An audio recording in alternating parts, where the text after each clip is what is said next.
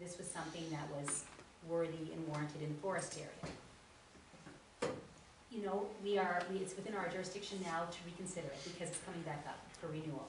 And we can look at the money, the numbers and figures that come in through the tenders, and then we decide, is this a worthy investment in the forest area for what their needs are right now? I know there's other plans and ideas about having trails in forest, but, you know, what is our priority? Is it going to be the trails outside or the rec center YMCA? And I think the council of the day determined that it would be good to maximize the space that we have there in the rec center. Get people to come to the center, get people involved in the Shores complex, and that's why they encourage that. Now, the fact that it's not subsidizing, it's not covering its own costs is an issue, and I think it's important for us to look at that. It should be able to cover its own cost, although they are subsidizing a significant number of people. Every other gym in the area seems to be covering its cost. So that's the question. We are subsidizing it to some degree, but once again, do we do this huge analysis of how much the trails and everything recreation we spend in Port Franks compares to that? Like we spend a lot on harbor dredging, whatever. That's all recreation related, right? So do we do this huge study, or do we say, okay, so we're giving everybody some advantage in each area for some recreation, and in forest, this is one of the things that we have given to it. I don't know if we want to spend $100,000 on that kind of consultancy study. To me, you know, it's worth reconsidering at the tender process, and then just saying, you know, is it worth spending $30,000, $50,000 for forest? I don't know. We can do, staff could do a general analysis of what advantages each area has, and then see if we're reasonably equitable within the considerations. First of all, there was a lot of public input stating that was a need in the area. That was done through the public process. The people asked for that. That wasn't council doing that decision. That was through a long process of getting feedback of what was wanted for the area. Wanted. So Wanted. those yes, it's wants, but that was a decision that council made. Councillor Arnold.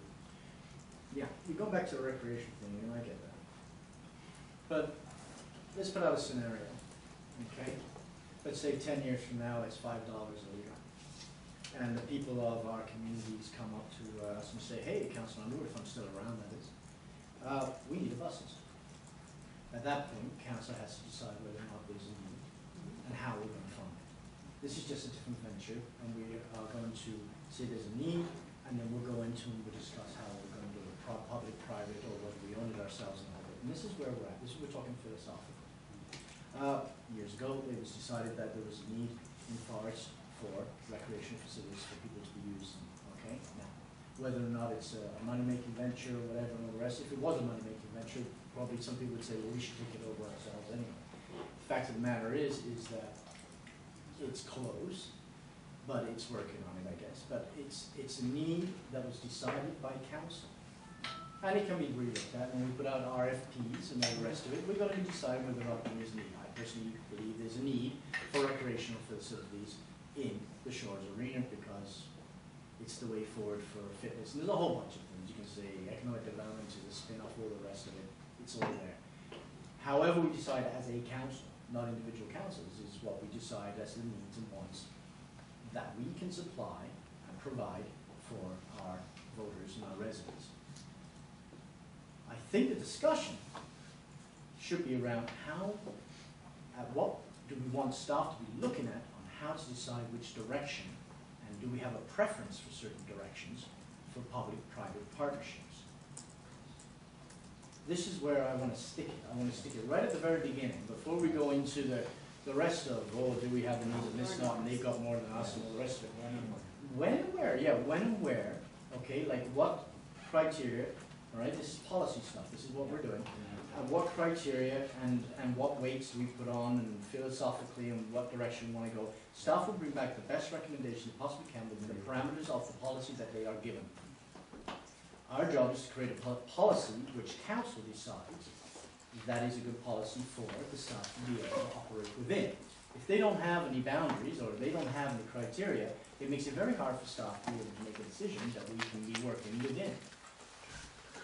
I think the question is have we got the right mix for staff to be able to work within the policy that we have to be able to get the best bang for our buck for our community?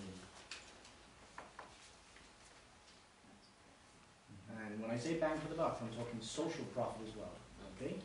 Versus, if we can get someone who does something, tenders out for something, but they have the majority of people living in the area that are gonna help us as well, that's a real boon for us, right? Employing our own people, I know it's protectionism and all the rest, but there's probably ways around it if we have a policy that says that we are looking for certain public-private partnerships, right?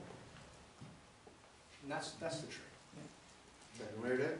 Yes, maybe you could expand more on what you propose as criteria. Oh. I'm going to give this to Councillor Russell, because he seems to be quite big on that one when it comes to public-private partnerships. He's got the most experience when it comes to forming something like that. What's the question?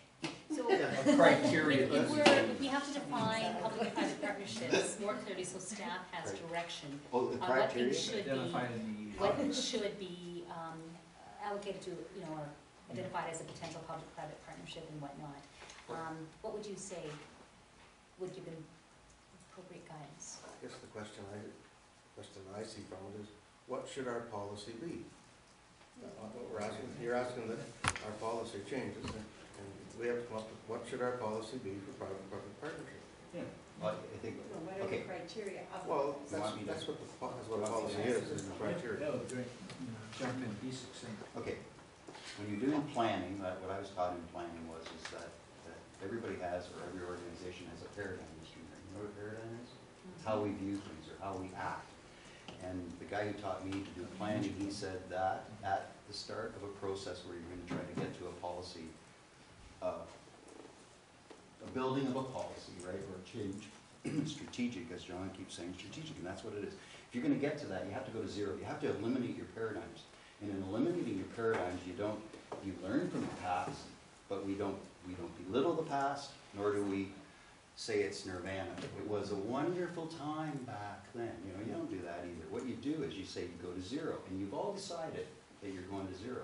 So I think John, what he's done here today is this is the starting point of that type of process. We have good historical reason, and the criteria would be based on business planning, business modeling. We've had that with all the things that are in here in terms of how you do procurement. Those are business planning tools. The up at the top stuff, it should be based on, social capital, physical capital. We're in business. It's not all just profit and loss. So the philosophy of that is a very simple thing, right? Is the fact that it's a mixed bag. It doesn't mean we can't use the tools of the private sector to get to them. And I think you describe a policy that says that it's an open book. That's all you say. You say that we're able to, and we will give a policy that allows them to use those tools to make choices in a budgetary process. They could come back to us and say, hey, look at this last 5 years, if you look at how the increase has been or the whatever, they would do, which they did, by the way, I'd just like to say this out loud, they did during the transition board. All the stuff that John talks about in the historical context here today was done under delivery of not only consultants' reports, but also staff reports during the transition board, where they made decisions on some of these ways and means of delivering business, or delivering our services. So they were well thought through, and they also were predicated in terms of paradigm by a paradigm that was created by the transition board. They said, we will have so many staff members, and that's what you're going to deal with, and we're going to do our things within these criteria. We're going to eliminate, we're going to have some efficiencies, but we're going to consolidate, and we're going to try to find those efficiencies. So that's what happened, Mr. Mayor. So I think if we're going to start again and go to the paradigm, basically you open the book for the staff. You say to them, hey, you bring us back before at a certain point that we would like to review these things, and we can't internal review them. Maybe we don't have the resources. Maybe we have to give them the resources, but we're seeing trends.